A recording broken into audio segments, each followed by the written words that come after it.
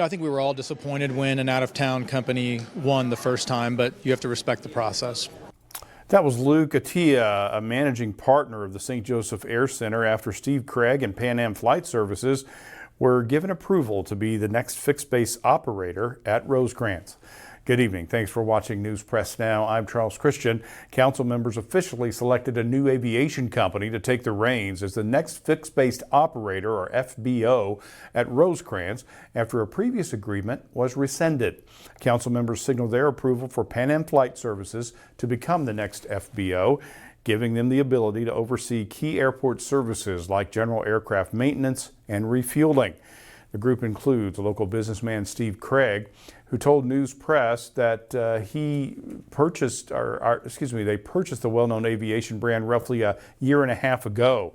The original Pan Am World Airways ceased operations back in 1991. The new ownership group will also be assisted by Gary Patterson with Express Flight, the current FBO of the airport. Craig said a big part of the plan is creating additional capacity to park and house larger aircraft and grow the airport as a premier landing spot. We're going to do an approximate 40,000 square foot hangar, so 2.5 times the size of what's here. A lot larger in terms of door widths and ceiling height, so it can accommodate the biggest general aviation planes. And then, of course, we're going to do a lobby. One local bidder who was not selected spoke in front of the City Council and said after the first agreement was rescinded by a Kansas City company, he hoped the second highest proposal was automatically picked in that case, something he has concerns about after reports emerged that bids may have been improperly scored.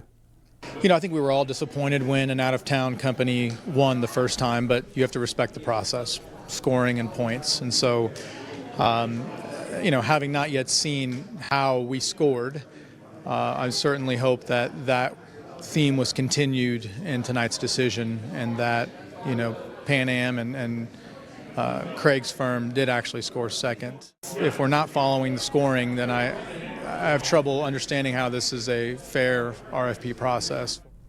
Following this decision, Attia said he intends to find out more about how the process unfolded and the data tied with the scoring of the proposals.